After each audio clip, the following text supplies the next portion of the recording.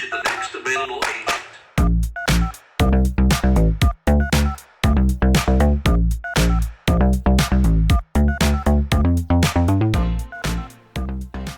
Yes, dude. Oh, you guys, welcome to the second episode of the Volley Hotline. Anže Kropis. I don't know about you guys, but since we recorded the first episode, I've gotten so much feedback, so much just like internal excitement for what this show can be, what it is. I'm so excited, honestly. Man, I'm so happy it was not just a one night stand. Yeah, We are doing second rendezvous. That's right. We're grown adults in here. Yes, dude, all right? maybe this could be some longer relationship with our... And we have to admit that you look way better than at the first episode, so that's good also. You think we look better? Amazing. Yeah? Especially you, man. I got, you know what? I'll be honest. I got a new, thank you. I got a new shampoo conditioner. I forgot the name. I was walking in the city in Warsaw and I went by, which by the way, there's like, it feels like there's like 100 salon haircut. Like every corner in Poland, there's like a nail shop or a salon somewhere. But you don't need the barber shop. You need the like woman hairdresser, yeah? That's right. I need a salon. Hairstylist. That's right. I need a woman. I need someone who knows how to cut a woman's hair. Look at this. You know what I mean? And I know the name of your conditioner because you didn't want to share it. What's the name of it? No. They are not paying us for the advertisement. Okay, if so we have I the forgot. hair conditioner... Hey, do you know it? I want to know it. What is it? No. If you want to be a sponsor of our podcast, Mr. and Murphy. you have the company with the hair conditioner, just write. Yeah, but I'll be honest. I don't want any hair shampoo conditioner. It's got to be good stuff. Yeah, so you want a name or not? Yes, I want the name. That was Murphy? Something like this. Kevin Murphy. Kevin Murphy. If you're listening. Dude, that shampoo conditioner was great. As you can tell, it's really done a lot for me. But I do need a haircut. It doesn't matter anyways. Man, what was your struggle this week? In volleyball. In volleyball. Or outside. I'll tell you what. I had I have a little cartilage problem in my knee. And I haven't been playing. I've been out for the last almost 2 weeks, 10 days. And that's been a struggle for me considering I was sent here to take over for the unhealthy middle blockers. And I got a problem in my knee. It's getting better, luckily. Like I'm hoping in another couple days, maybe a week, I'll be back. And you guys have to know that the group of unhealthy middle blockers is a really huge group in our team. It's a legendary group, actually. The amount of players is the same like the healthy middle blockers. Yeah, it's unbelievable. We can play 3 against 3. But it doesn't make sense. And you know what? I wish I could use the excuse of the schedule's crazy and but I just got here like 2 months ago. Doesn't matter. Anyways, that's honestly was really hard for me to accept. And in fact, like I remember feeling the injury kind of coming on, like my body giving me signs of like, hey, there's something maybe going on. And it just progressively got a little worse. And by the 5th day we played against Bucharest, I was like, oh my gosh, I need to take myself out and finally address this problem, you know? And do you have now some signs that you're getting better? Yes. Dude, honestly, it's so funny. We do all sorts of information, like looking up ways to get better, seeking advice. And the irony to me is like, your body tells you what you can do. And the rule of thumb for me with injuries and in my experience has always been more or less, and this is really subjective, so I'm not a doctor, but if it's a pain of 3 and below, go for it. Anything that like is 3 or above, 5 or above, 6, 7 and above, stay away. And with that being the guideline, it's really easy to be like, I can put a little weight and do like a quarter squat, or now I can half squat, or now. And so to me, it was like just such a great reminder of I have a lot of experience with injury, and yet I just wanted to play, and I denied it and pretended like it didn't exist until it finally got to a point where it was like, all right, fine. And so now coming back, I'm doing my best to accept where I'm at, accept that I thought it was going to be a 3-4 day recovery and I'd be back. And that's not the case. And yeah, I think I used to go like over when the pain was over 3 in this 10 points. Yeah, because scale. it counts till 10, right? Not 50. The scale is still 10. Okay. This has to be said. So I was going like till 8 or 9 when I was younger and taking as many pills as I can, injections, like even what's the name of these pills you put into the ass? Suppository.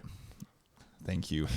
Even this, if the others were not working, I was taking also this, and I finished on the table with the surgery. So this was stupid. And now when I'm more experienced, I do the same. I wait maybe till 4 or 5, and then I stop. If I can change something in the practice or do something differently, I try to do it as soon as I can. And this is what wisdom is supposed to be about, you know? That's what I find, to me, the part that I was like, wow, is as someone who's played professionally for the last 9 years, played volleyball for 15 years, had handful of injuries, plantar fasciitis, patella tendon, shoulder surgery. It's like I should know better, you know? And it reminded me, like, it was just such a great example of like, it's sometimes so easy to just give advice and it's so much harder to accept it and apply it in your own life. And so it was like humbling almost of like, hey, Taylor, I know the child in you just wants to go play and let's just test it. Let's see if we can do it and try to progress. But like, you know, listen to your body, have and show some wisdom to yourself. And so it was humbling. Man, but it's much easier now to do it because I know how much I'm worth for the team and what I can do, and people trust me on the court and they will wait for me when I have injury. But when I was 18 years old and I signed my first contract in the professional team, I was scared to say that I have a pain in my knee and I cannot practice because they will say like, man, you just got your chance in the senior team in Bundesliga and now you want to have like 2-3 weeks break. I was scared that if I say like this, I go out of the team and they wouldn't want me back. They don't want me back. And I was scared to say that I have some pains. Now it's easier because I know they will wait for me. Yeah, you're in a good position. And I say this all the time. I won't say his name, but a very well-known volleyball player recently was telling me how they had some pain, and they had like a similar issue where they're almost like couldn't accept that they were in pain and that kept trying to fight it through. And from my perspective, God, I want to say his name, but I won't. From my perspective, I'm like, dude, you're a legend. You're getting like huge contracts. Like, take 2-3 months off, take a year off, come back, you get another amazing contract. Like, that's not me. And that's not a lot of players I know, to your point of you have to prove yourself every year, you know? Man, how many players in the professional volleyball can say, okay, I take 1 year break and then I come back and I still got the money I got before? What, Matt Anderson took one year break, yeah, from the volleyball. Yeah, technically, yeah. Yeah, so one season break, let's say, not year, like particularly 12 months, but one season break, and he came and he's still great player signing huge contracts. And how many players can do like this in our sport? Yeah, are you asking me honestly? Yeah. I think honestly, like I know a lot of national team, France, USA, Poland, let's say Russia, where the guys who are like really big names. Let's don't say Russia. Okay, you're right. Let's not say Russia. But I know a handful of names, but yeah, that's the 1% maybe, you know, and for the rest of us, it's feeling like you have to work through injury in a different way because you need to show what you can do to get a better contract, to make more money, to get on better teams, and you can't afford it. And I've just always had that chip on my shoulder of like, I can't afford to take a year off. I can't afford to have some injury and then hope that some team, you know, and hopefully now I've made enough of my name to like, you know, but this is the truth of like professional sports, you know? Yeah. And let's be honest, guys, how many days during the season you don't feel any pain and you feel amazing? It's like not many of them, 5, maybe 10. You usually feel something and it's good because you feel that you're alive, right? Or you had a good practice yesterday, so you feel pain, or you give your 100% in the game, and for sure you will have pain the next day. But I want to say one thing, because we started like the fluently second episode, like we do it for years, this show, but some guys maybe are listening just the first time to our podcast, and they don't know that there is Kropas sitting behind the cameras, so we are not speaking to these are not voices in our head. This is Kropas. And his real name is Jakub Kowalski. Kowalski, you were so close. So bad. You're the worst teammate I ever had, really. Okay, and the guys who are listening to the second episode and were with us in the first one, for sure they recognize that now we have a music intro. Yes, we do. Shout out to my brother on Instagram at HotSex. Yes. And, we will put his Instagram somewhere here. Yeah, check him out. Thank you. On it's Spotify. Amazing. I like it so much. Ex-boyfriend EXBF. Thank you, Grant, for helping us with that. Yeah, so it's great. Thank you guys for all the warm welcoming messages which we got on the Instagram, and also a lot of questions, because this this show is about the questions from you, the video questions, which we are about to put somewhere here during the show. And I can tell you right now that somewhere in this episode, Bruno Rezende will answer one of your questions, because we passed, technically Taylor passed this. Because we know people. We know people. We were not joking. We know people. So multi-medalist, multi-Olympian, world champion Bruno Rezende, a Brazilian setter, will answer one of your questions which you sent us. And let's pause there for a second and say, please send in your video questions. Yes. I mean, the point of this show is to connect everyone from around the world, to show that some kid in Argentina might have the same questions and struggles as someone from America or Poland or Thailand. Like, the point is to connect everyone. And this show only works the way we want it to if everyone participates. So send in a question and you might get rewarded and have one of the most top level players in the world, and has been for a very long time. He might even weigh in with his opinion. Yeah. So if you ask me what was my struggle this week, my struggle was that people were not sending videos. They were sending text questions. Yeah. Which we love too. Which we love. We do love. But the show is not about the text messages. It's about video questions in selfie style. So maybe we will go now to the first question, which is from the guy named Maksiu Peliński. And this is his question. Hi guys, I'm so excited to have the opportunity to share some of my questions with you. So the first question is it worth for a young player who's finishing his youth sector to start working with a sport agent? And the second question is, what's the difference between Plus Liga players or Serie A players than Polish First League players or Serie B players? Is it about mindset, hours of trainings, or whatever? What's the difference between Plus Liga level and second division level? And I think we have a good guy here to speak with, because Kropas, I don't know if you know, you have problems with his surname, so probably you also don't know that he used to play many years. How many years? But what's your question? How many years you played in Serie B in Poland? Wait, really quickly for those listening, what is the workup? Can you guys describe what that looks like before the Plus League is the top league? What is the... It's Plus Liga. First division. First division. Then you have 4 groups of second division, and then you have third division and fourth one. 4 groups of second division? What do you mean? No, but it's like groups, like it depends on the region of Poland. It's the same level, but the 4 different leagues like on the same level. Because so like how in the NBA there's like Western Conference, Eastern Conference, kind of like that? Yeah, kind of. Like you have, like it's divided because there are so many teams on similar level in the second league that they split it on 4. They cut it in 4 regions, so they don't have to travel like around Poland, and they can get to the games easier. Okay. So yeah. I played 6 years in the first division and 3 years in the second division, even at the start of my career. So that was an adventure to be with you guys here on the top level. Okay, so what do you think? What is the difference between, like the main difference between these 2 levels of league in Poland? Man, that for me, that's the totally different sport. If you play in the first division or second division, like everything is different. Like organization. You don't have a huge contract. You have a small contract. You don't have.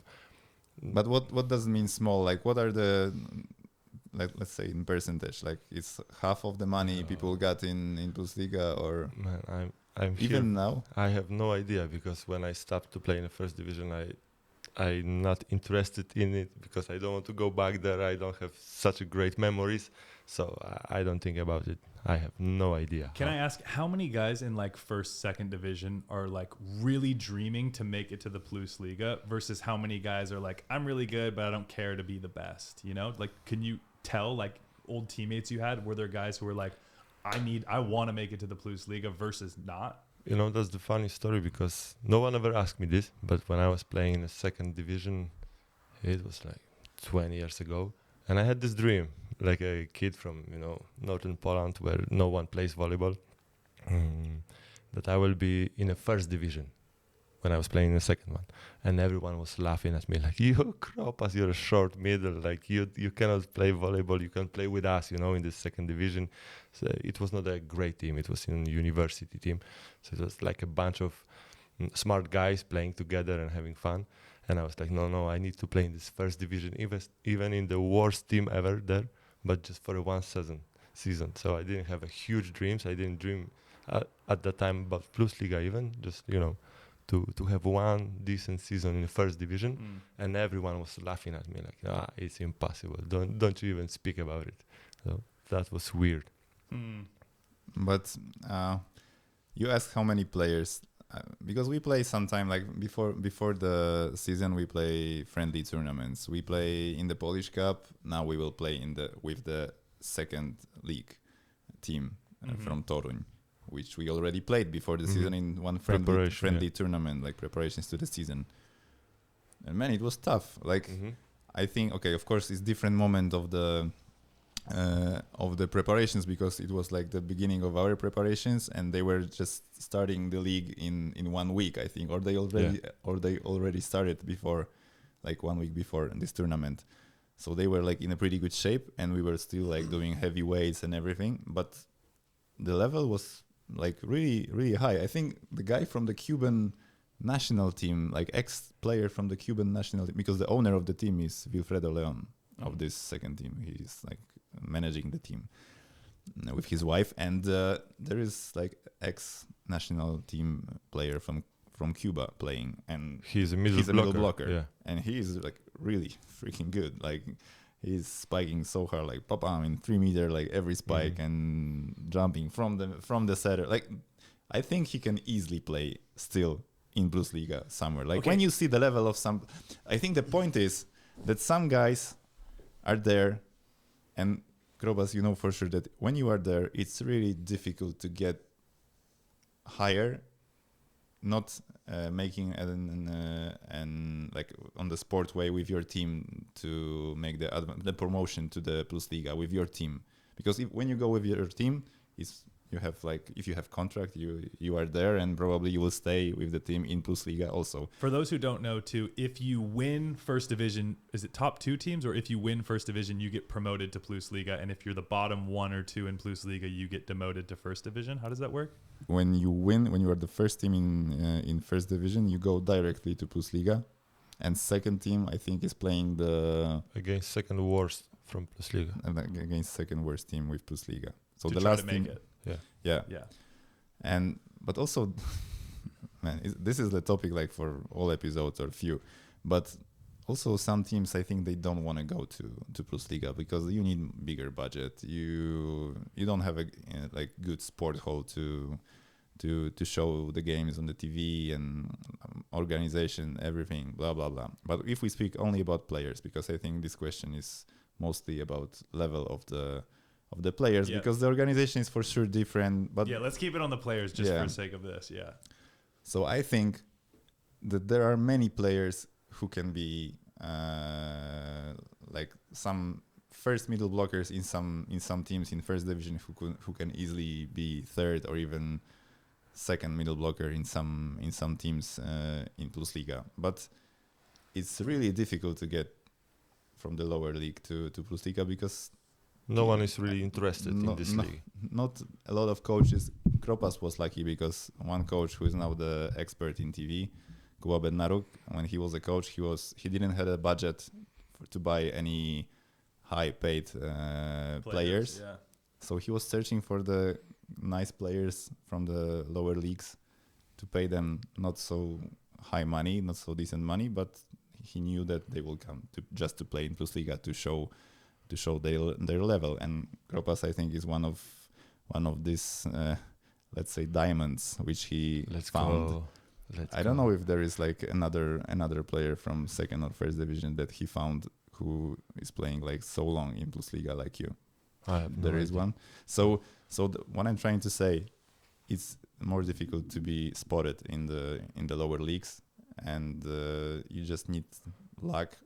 For example, for me, the luck for the guys from first league is when you get on your way to the Polish Cup for the Plus Liga team, and you have to play against them when you are in first division or second division. Like we now will play in the quarterfinal with second division team.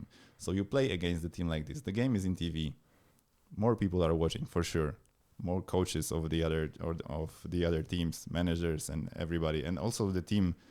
We have to prepare for this team. So our staff is watching many games of this team because normally they wouldn't watch so many games.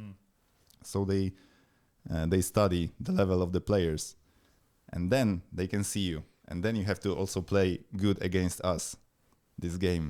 And if you do, you have great possibility to go to Plus Liga the next season as a fourth receiver, fourth middle blocker, second setter, second opposite. At the beginning, of course. It's so interesting because I took this question more so like, what are the actual qualities that make the difference between guys in the Plus Liga and guys in the first, second division? And what I find so interesting is, in some ways, the margin is so slim. It's so slim. It's not like the difference between us and a guy who's in first and second division is like night and day. You know, it's like they still can probably bounce the ball. They still can probably commit block and block balls.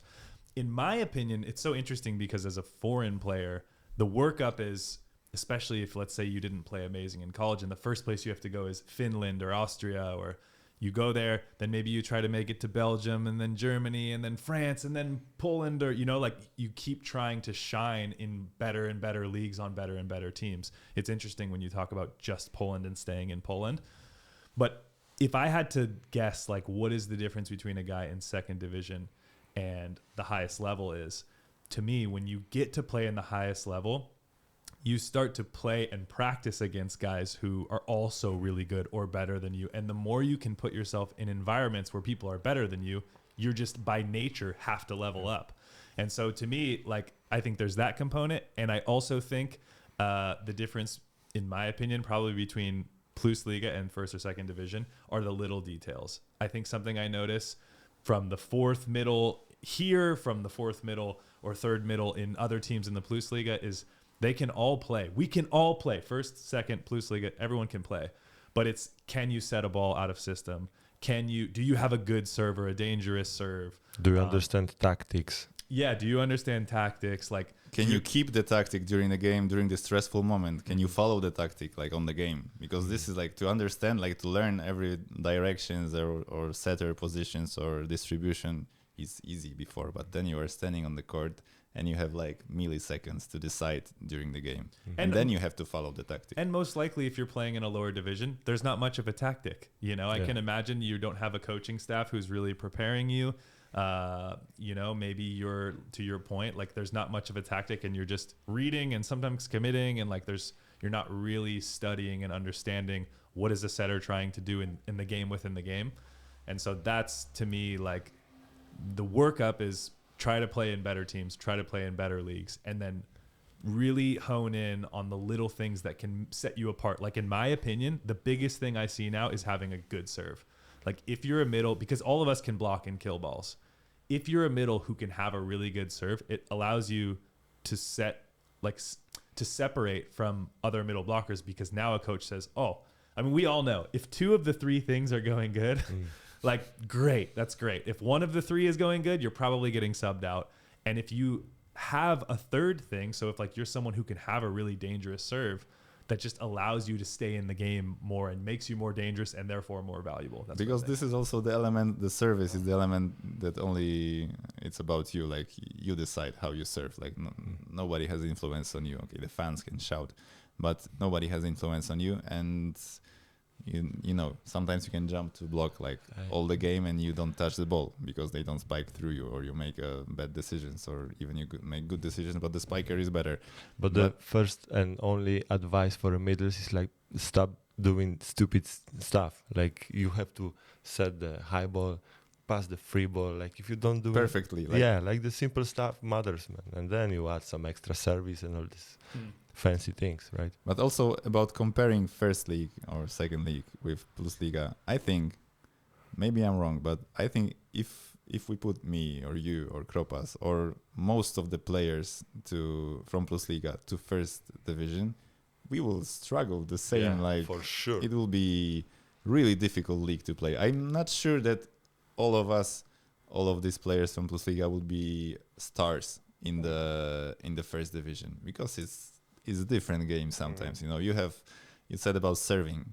It's really like here when I hear especially young guys who come into the Plus Liga teams, and they are complaining, oh, this light is bad on this sport hall, I cannot serve. Or man, there in first division, second division, you have really difficult halls to play, really difficult arenas. Sometimes you have 15 balls on practice and you need to wait for another one to serve, you know. Yeah, and fans are sitting like really close. Some they used to sit in Nisa in the old hall when they were like putting these trumpets here and blowing the trumpets next to your ear before the service, or spitting on you, you know, like before the service. Different things. So I think the service is the main element which makes you shine. And if you have service, you can be the star in every team. But all the other elements, like you have to have a good setter to be a good middle also. And maybe it's more difficult to find such a great setters playing the ball that we like. You know, not only playing high first tempo, and you are not going over the block all the time like some good middle blockers, tall middle blockers. But you need to play combinations and jump from the setter outside or inside. Like, and you know what? This is why we started this podcast, dude. Because the point of this is that it doesn't matter what level you're on. There are struggles. You can make so many arguments why it's so hard to shine in the best league in the world. It's also so hard to shine in first division, in second division, in Finland. Like everyone's got problems, you know. Yeah, and unfortunately, mostly for the best players from first or second division to get to Plus Liga, they need just to have a lot of luck. Yep. Because I think coaches and managers are looking more for the young players from the national team, from the youth national teams from Poland, for example, and they prefer to take the young star, like 17, 18 years old guy who is called big talent because he's good in the national team, and they just won the European Youth Championship under 23 or under 18. Then to take a guy who is 24 and he is playing in one of the four teams in first division, and he had like really good season and he was a star of his team. Maybe they didn't win the medal or they didn't made a promotion to Plus Liga, but he was really good. So I think, unfortunately for this second guy, everybody, I mean managers and coaches or clubs prefer to take the young guy, because it's like an investition, like they invest in the Polish volleyball when they take the guy like this. And I think even if the level of this guy is much lower than the guy from first league, so you need a lot of luck. If you are there, it's easier to go straight from the high school to Plus Liga. And we are the proof that you don't need to be 2 meters 15. For my American friends, that means 7 feet tall. You can be little and make it. Yeah, and actually, like I said to Kropas last year, that his history is good for some documentary for the young guys, because these players who go from the high school to Plus Liga, there is like, I don't know, 5, 10 of them, and the players who go straight to second division, first division is like sometimes hundreds. You know, like they go every year, they change, and comes some other players, and they need to believe.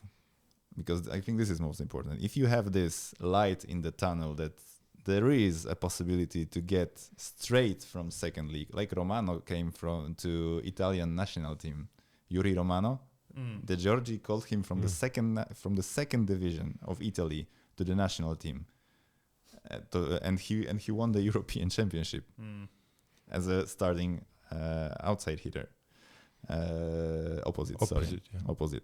So.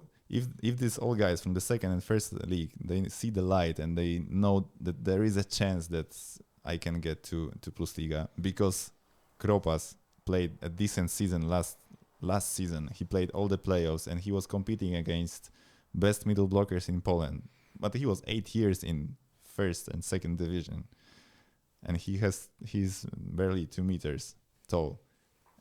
And 7 feet, and right? he's 37 years old. He was 36 when he played his best season of his life in the Plus Liga team. And actually, there were many coaches who were calling, let's take Kropas to the national team. like even to the wide group, but take him because he deserves it. So this is the story for the young players that shows that, okay, there is a time for me, even if I'm 25 and still in first league, or I'm 30 and still in the first league or second league, I still have time to go to Plus Liga and to show what I can do with the ball. And this is a story for me that people and we can call it patience is a virtue, guys. Patience, yeah. Also, do you know what 2 meters is in feet? No, I have no idea. Guess. 6'5". 6'9". No, Yeah, I'm it's 6'7" and I'm 205. It's like 6'6", 6'5". I'm 198. It's so stupid for me. It's so like. stupid, yeah. And how many degrees do we have outside? In Celsius or Fahrenheit? Right now, it's, what is it? It's negative something in Fahrenheit. No. But I have a good information for you. We go to Finland next week, and there is like -30. Wow. Yeah. Well, it's pretty cool because actually not too long ago, I had the coldest day of my life, and it was... -9? No, it was... And the sun was shining. In Fahrenheit, it was 10 degrees. So that's, maybe...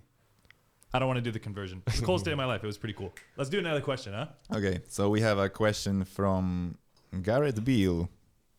Let's hear the question. Hey Taylor, so something I've struggled with the past few years is finding a good pair of shoes. I have tried a bunch of different kinds of brands like Nike, Adidas, Mizuno, Asics, and they tend not to last for me.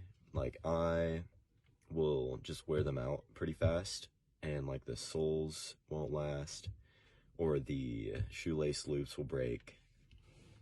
So that has been an issue for me, and I have yet to find a pair of shoes that will last me the whole season.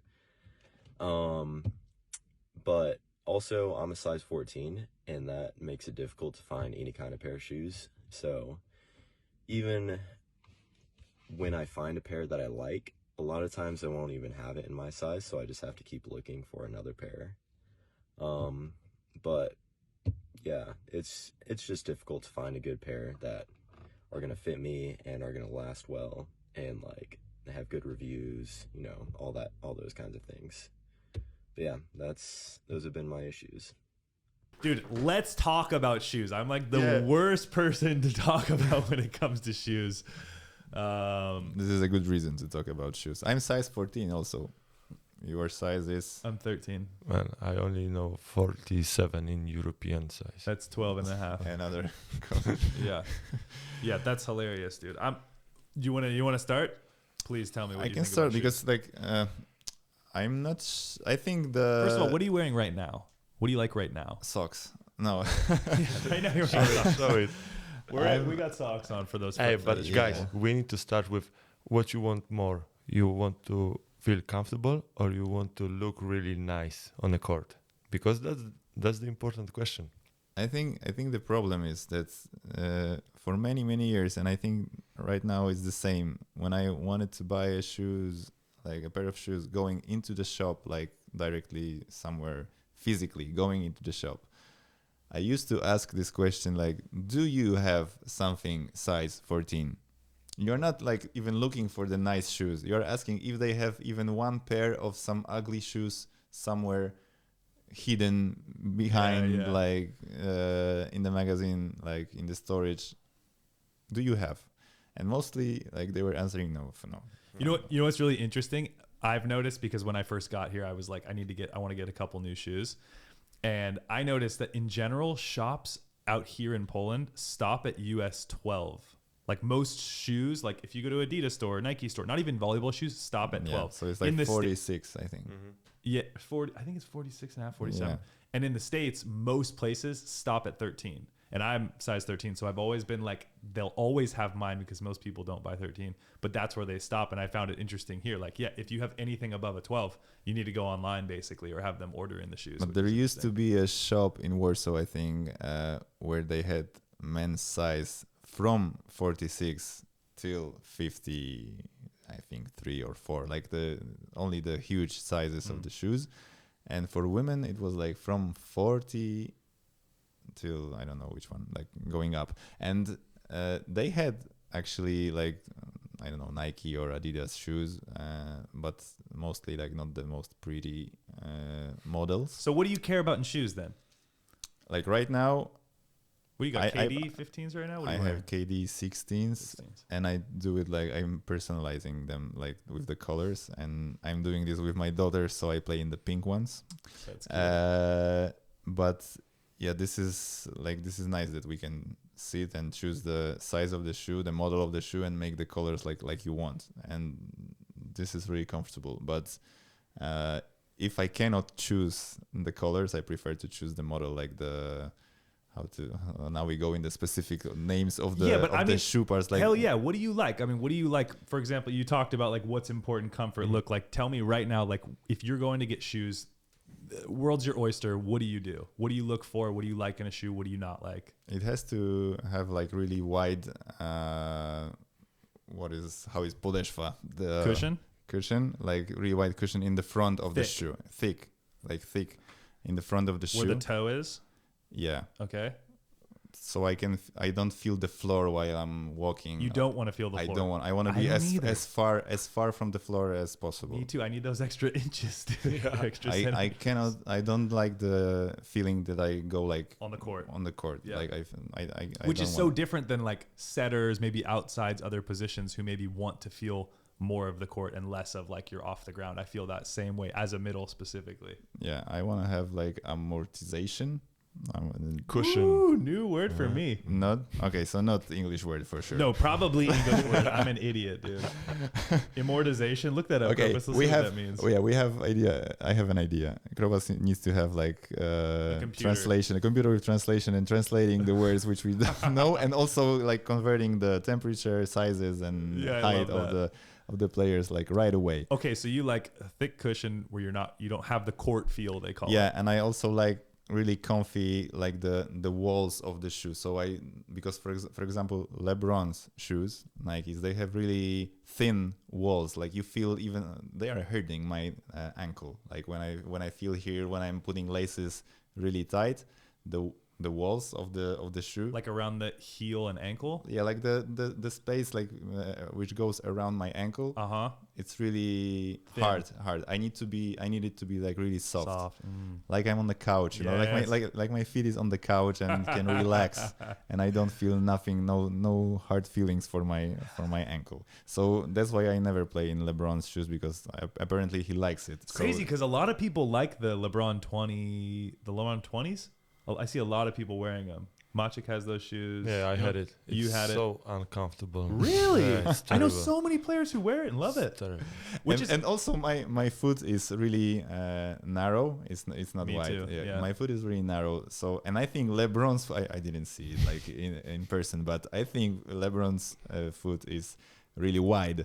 That's why these shoes are also wide. So when I but still, like KD's are really narrow, so I think KD has also the same like anatomic foot like mine, and same physique too. Yeah, when I put my my foot inside LeBron's shoes, it's like literally like bouncing from from one side to another inside, and I cannot be comfortable in these shoes. Okay, and KD's are perfect for me. Cushion, you like a comfy wall. Anything else that you're like?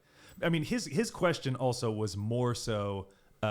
What do you think is a shoe that will hold together for a long time? Because like, for example, I'm wearing Nike GT Runs, and they're my favorite shoe. They're impossible to find because they were made years ago.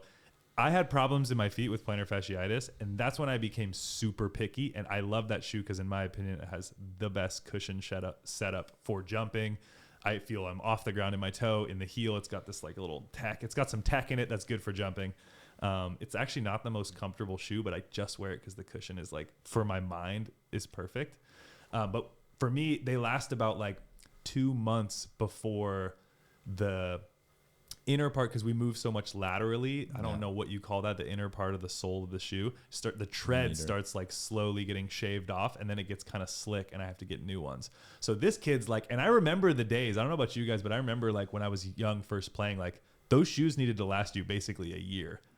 Or more. Or more, yeah, for sure. And so like when I think about the old shoes that lasted long, I actually wore Asics a lot as a kid, and I remember those being like pretty decent for lasting long. I remember my first pair of Asics when my mother went with me to the shop, and I could buy one pair, and we took the pair which was too big for me. I liked that shoes so much.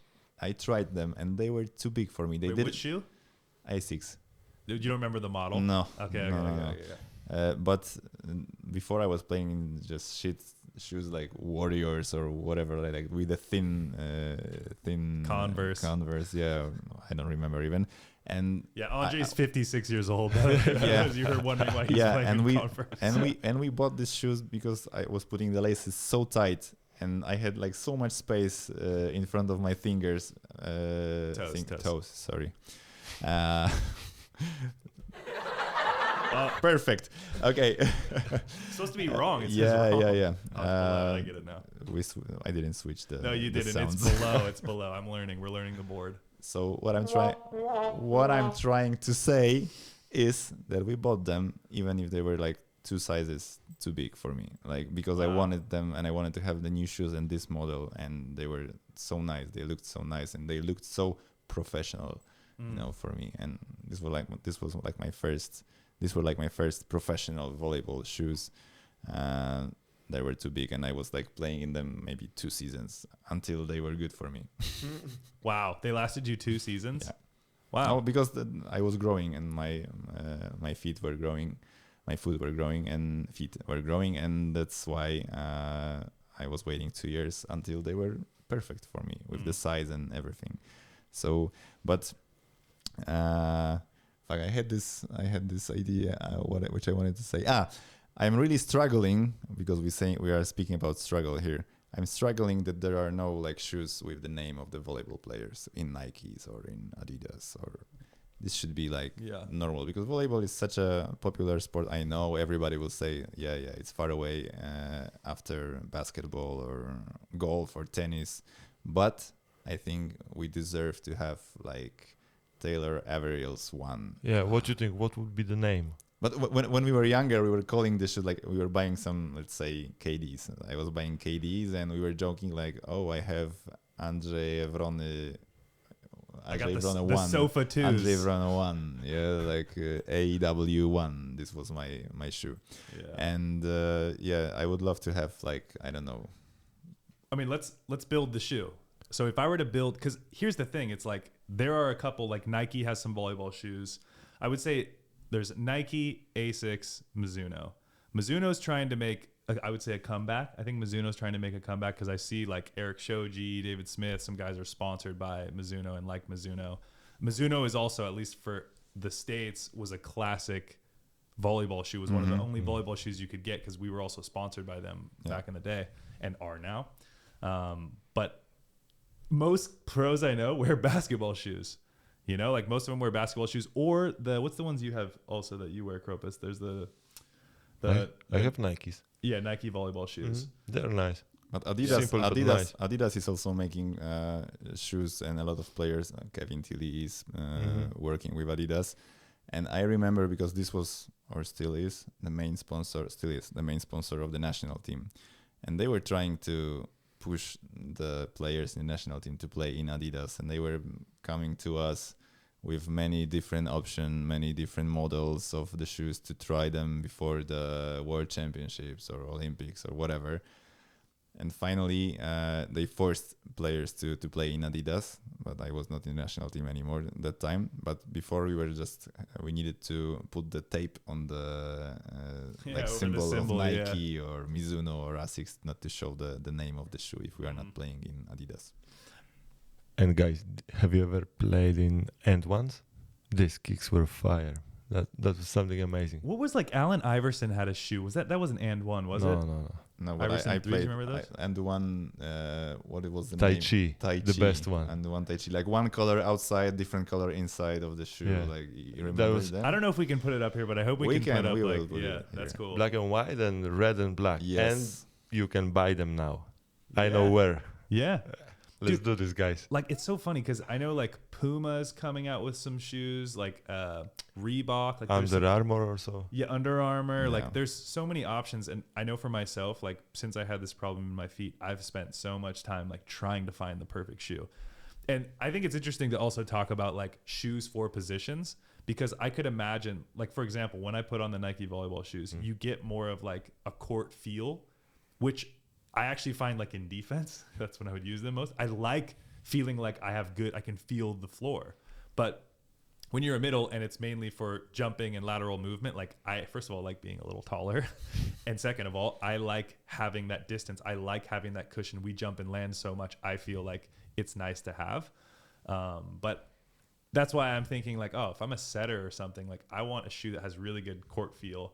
If you have shitty receivers in the team, you need the running shoes, like shoes for running with this and Asics needles. Yeah, that's a good call. Yeah, track shoes. That's Track and hilarious. field, yeah. Yeah, all right. I don't know. I think also the important thing is how many pair of shoes are you using during the season? Because Good question. when I find one shoes that fits me, I try to buy like as many pairs as possible to have them. I don't like to change like models during the season. If I find one good shoes in September, I buy 5-6 pairs of them and I keep them for all the season, and I just keep them in the boxes, and I use one for practice and one for the games. So this for games lasts longer, so I know that I will have this model for the games, and I just switch the pairs of the practice. Yeah. And because it's also difficult when you change during the season, because the body is adapting to the shoe also. If you are using your personal insoles. I use insoles. You use insoles? Yeah, I use like Crumpus, you too. Yeah, we went together from this season. So it helped me like a lot for my knee and for my back problem, these insoles. And so I used to I also keep the model of the shoe which I have from the beginning of the. You know, it's really interesting that so many players have different styles. Like Kevin Tilley, for example, he's got like a new pair of shoes every day. I feel like he's got shoes he's practicing in, then some shoes he's mainly playing in. Like he's sponsored by Adidas. Because he's sponsored by Adidas. Okay. But still, like, you know, I know a lot of players who like changing the shoes a lot. And I'm someone who, like, to your point, if I find a shoe that I think is working well in season and I'm like playing good, I am not changing shoes. Yeah, but the problem is that they will stop to make them one day. Yeah, you're telling me now to get GT runs. I shouldn't even tell anyone because they are my favorite shoe. And if you buy a size 13, I'll be pissed, dude. I'm buying, like, I just bought the other day from eBay, which is my first eBay purchase ever. You guys know eBay? Yeah. I never forget if that's like a I think we have eBay worldwide eBay. I don't know, dude. It was the first time I ever bought on eBay. And it's like a Nike GT Run unreleased Olympic edition. Like, and it's not even that like I wanted the coolest one. I don't even really care what they look like. I prefer all white shoes for color, by the way, because I think aesthetically they look the best. Like, you always look good in white shoes. Can we agree? Yeah. Like, white shoes is so clean, dude. It looks so good. I know you got the pink in your daughter. It's a cute story. It's a really cute story, and like that works. I used to play in white shoes all the time. But we got to the point, I think, when we should tell to all these people who are probably thinking where to buy shoes if you have size 14. Like, because for sure you will not walk around the city and search for the shoes right now. Dude, can I be honest? It's called the internet. Like, it's your best. I know. There's no more. I like, know that in internet, but where in internet? Is there any like website with the volleyball shoes? Like, of course, there are some basketball shoes which are comfortable also for volleyball players. But is there any internet website where you go, like one place you go and you can buy all the models? Sklep. Yes, Sklep. Sklep. No, that's an interesting question. I don't actually know, at least in the States, if there's like a volleyball shoe store. Maybe let us know in the comments under this video if you have any places like in your mind that you can buy all the shoes. But please don't write also Nike.com or Adidas. We know that. Also, let us know what your favorite shoes are. I would love to know from volleyball players and fans, like, what are your favorite shoes to wear when you're playing? Or are you someone who likes practicing in multiple different shoes? Like, what are your favorite shoes? It would be fun to circle back at some point and like go over like these were the top rated shoes from people who sent in. Because I do find it interesting, and I'm constantly searching for like, what is the ultimate middle blocker volleyball shoe? You know, I'm constantly looking. Let's go to another question. Hello, Andrzej. Hello, Taylor. I'm Mikołaj. I play volleyball as a hobby. I'm also a student and I work part-time. And I'm perfectionistic by nature, but sometimes I lose motivation.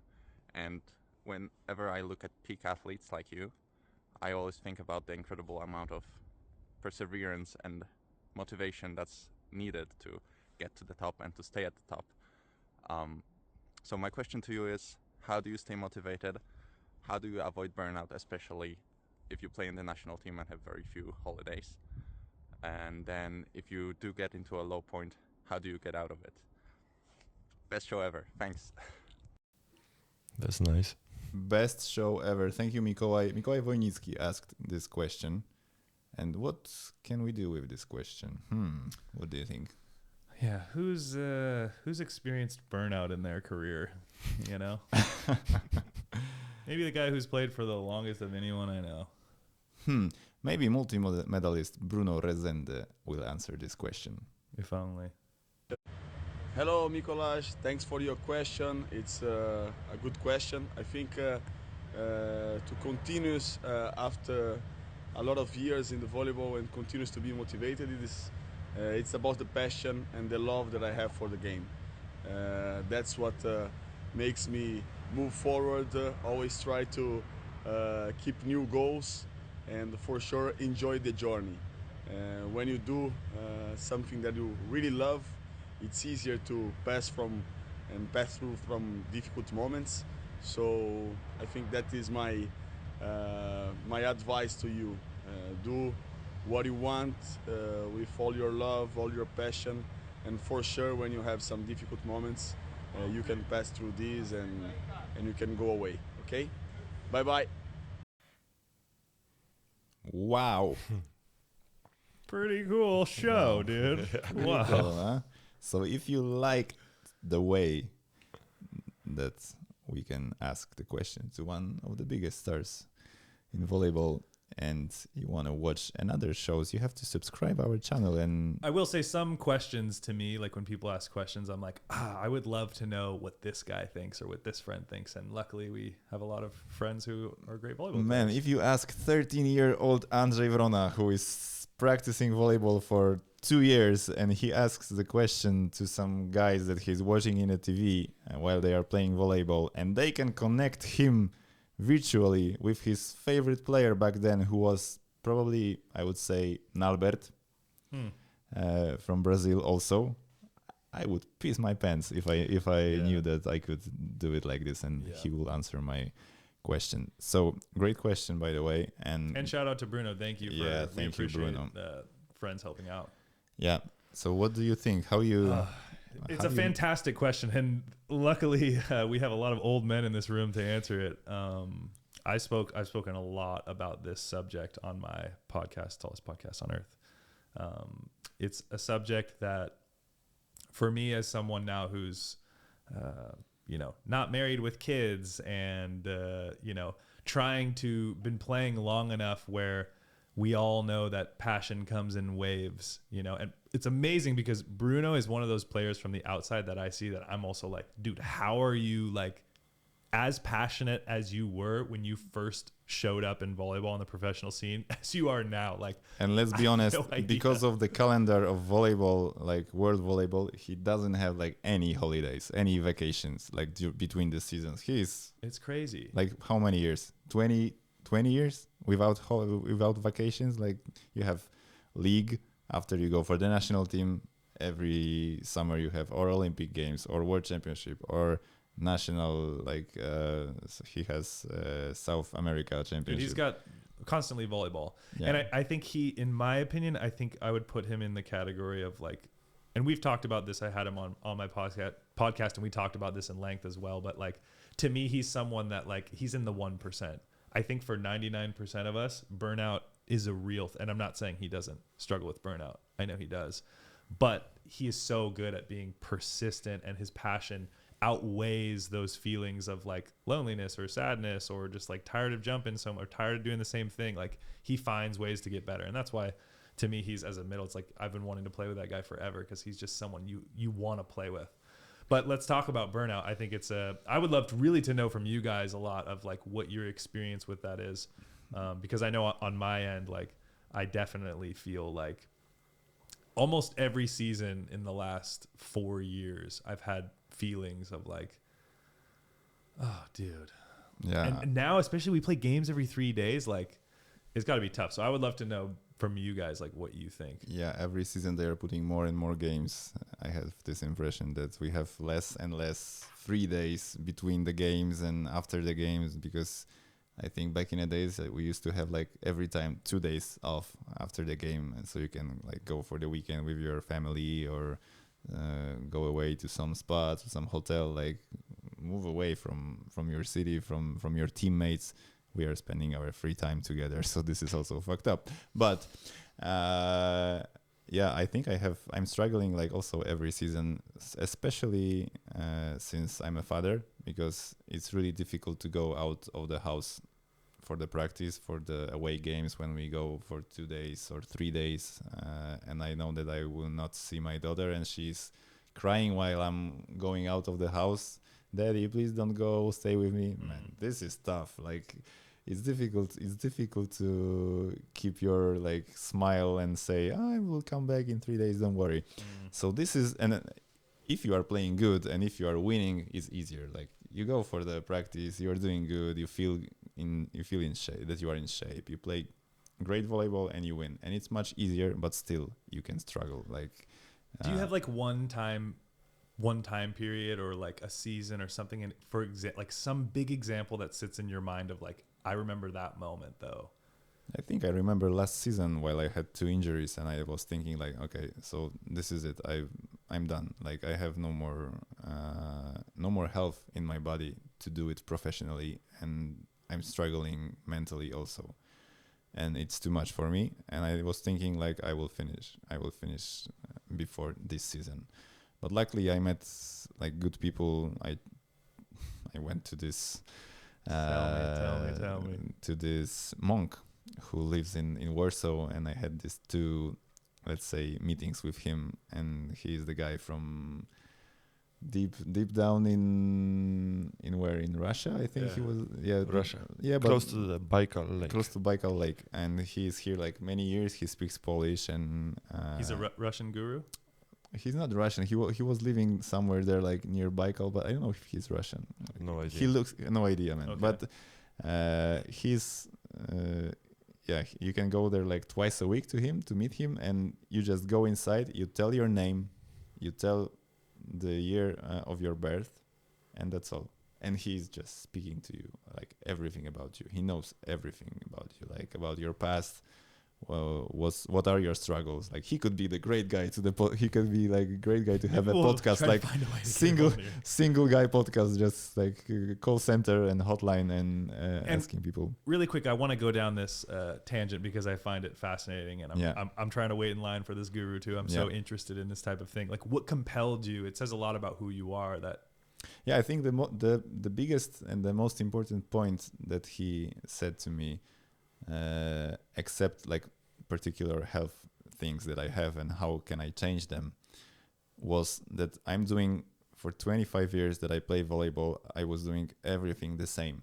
Like I was doing the same way of weightlifting, the weights before the practice. I was surrounded by the same people. I'm not putting new people to me, like because I used to be this kind of guy who has like strict environment around me with the same friends for many years, and I was not so like comfortable to get some new people close to me, because you can speak with me, of course, and we can be colleagues, but not friends, because I have friends from back days, like from high school or from primary school. So it was really difficult to get really to know me better for the new people. And he told me this, like, you are doing everything the same. You look the same for 25 years. Okay, maybe not with the beard, but you don't change nothing in your life. And that's why you are burning out.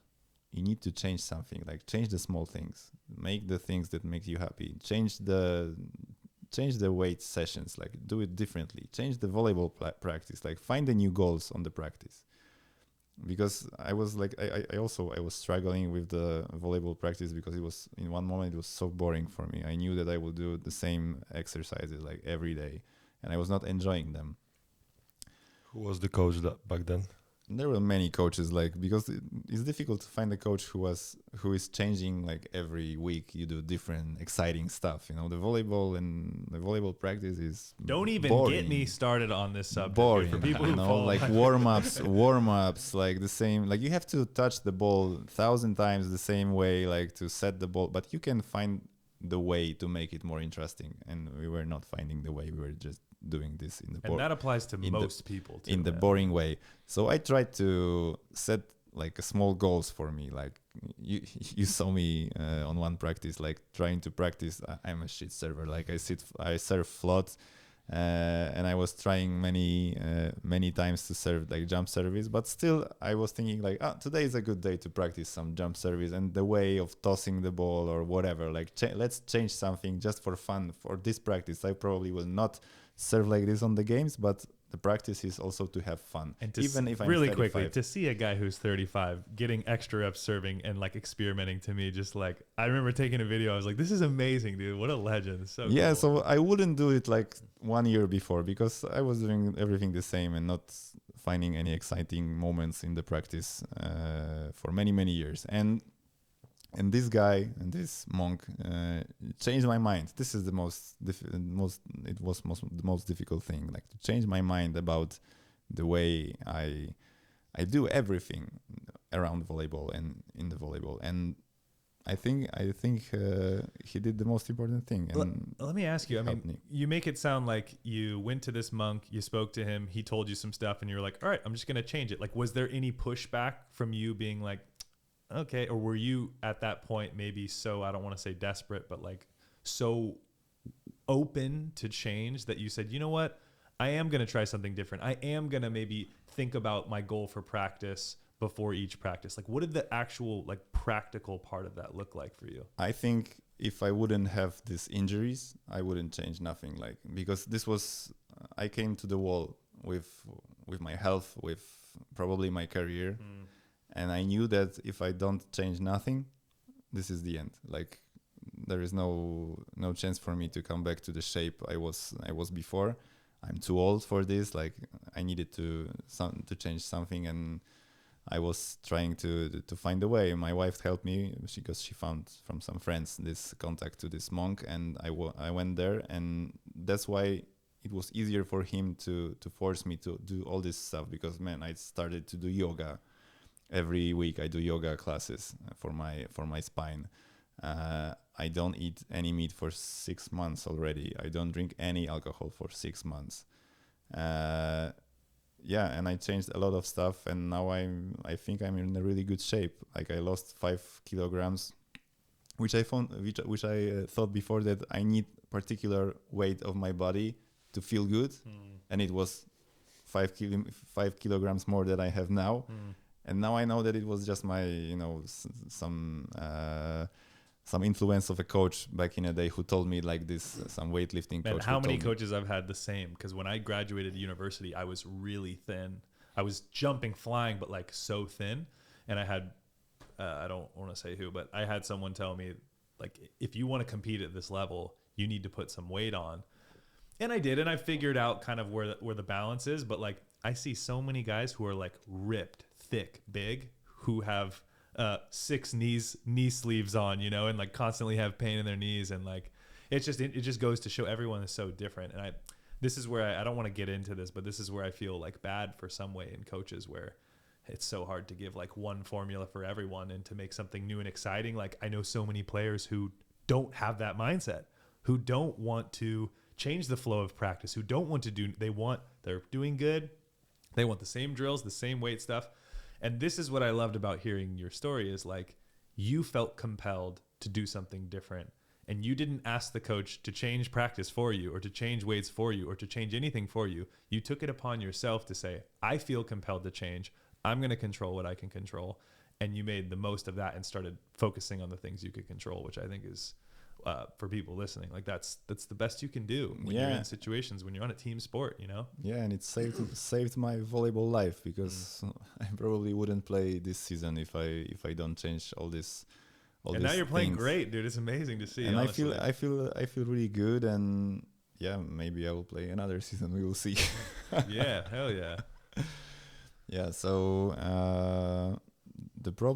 I think the problem with this burnout is that people don't have courage to change anything, and don't have a motivation to, because maybe people who are watching us right now can think, oh, these guys are earning money from volleyball. How can you be burnout when you know that your motivation for sure are some amounts of money that you get every month from playing volleyball? But I think the most important thing is to still have this happiness, like Bruno said, to have this love and passion to the game, the same you had when you were like a kid starting to play, and enjoying like going there just to play, and enjoying doing this good serve or good block. The same, like nobody is paying you for this, like you have to pay to do it, because okay, this is our job and we are lucky to earn money from this, but we suffered like for many years playing for free and doing this for free because it was our hobby.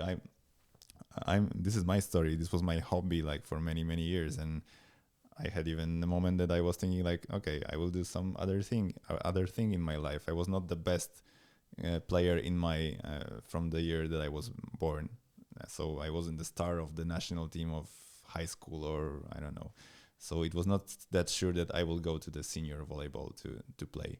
So I was just enjoying the game, and luckily I could play it now for many years, also for money. But still, I think this is also the case of people, of everyone who is doing some kind of job, like any jobs in the world. You can be burnout like doing anything. How often do you hear the story of rich and famous saying, once you get here, it's like it doesn't change anything of who you are and how you interact with the world? And that's, to your point, it's like, yeah, making good money or finally working enough to get a contract that's like decent money. And we're talking about 3 middle blockers in this room right now. Okay. So we're not talking about millions of dollars, but making a contract you feel really good with, like it doesn't change anything. You think it does.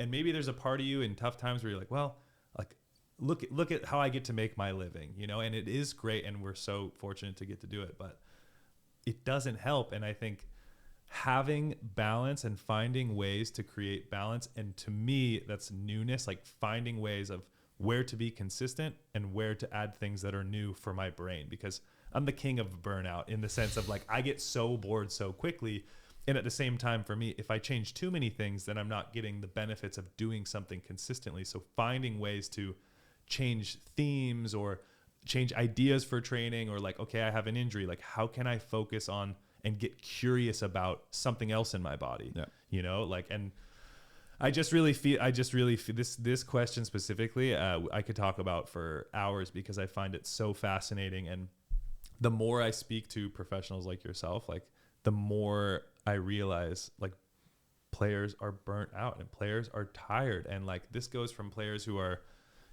20 years with the national team to like maybe some, like I'll say for example, like I know a lot of American players who don't last very long because they have to go to Austria or Finland or somewhere, Poland, where it's cold and like a very different lifestyle maybe than they're used to. They don't speak the same language. It's so different. You're not with any of your friends. You sacrifice so much to be here, and then all you have is volleyball, and then you have an injury, then you have nothing. You feel like you have nothing. And that's because we wrap our identity so much with being an athlete and being a volleyball player. And when that's taken away, I mean, those are the biggest times in my life where I had like what I would consider like a depression for myself, was when I had big injuries and I was out and I was like, oh my God, I don't know who I am.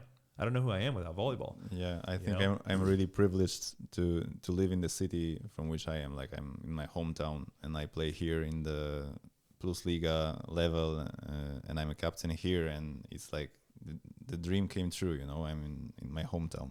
But I can imagine that being outside of your country, like alone, without your family, having a lot of time to think, because I think right now, this is my biggest cure, that I come back to home and I don't have the time to think about the practice or the game which we just lost, because I have a daughter, my wife, and I start to play with her because she doesn't know that I lost the game, or maybe she knows but she doesn't care. She wants to play, and it's the most beautiful thing. And I don't have a time to think, but when I was alone, like coming to the empty apartment, I was thinking about the lost, why, what I could do better.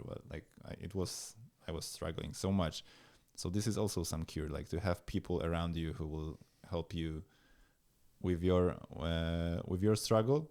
Like us, we are the people who are helping. It's really simple, dude. If you're struggling and feeling burnt out, go make a baby. Go have children. Yes, this could be like one of the options, but I wouldn't tell this. Like you said this. Go have a baby with a stranger. And after it doesn't matter who they are. Yeah, after we will get some messages from people. And now I have a baby because you told me so. And that's right. I'll take the blame. And guess what, dude? I'll also take the acceptance of now you're not burnt out and you love volleyball again because you don't have time to think about anything else. What an amazing show we had today. Wait, before we end, I do want to know from you, Kropis, have you ever felt burnt out? Because it's so interesting because as someone who played in lower leagues and now you made it, like you think maybe you have this new wave of energy. Did you feel burnt out either in second, first division now? Like, how do you manage it? Man, now I feel like it's so easy for me because I always think about my past.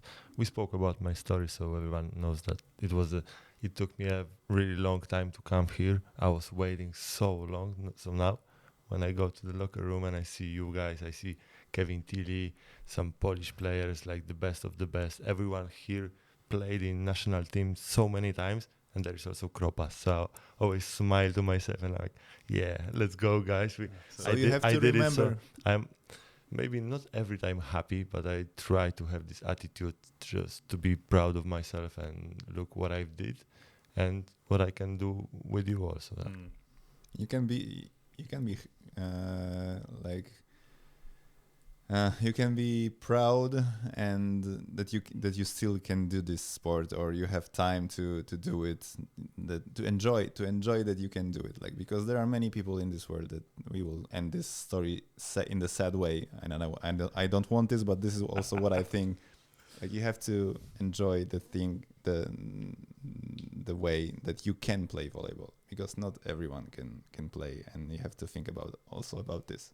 I'm thinking a lot because I have we are doing some charity actions with my wife, and we meet with kids who would love to go out of the hospital and play volleyball, but they cannot.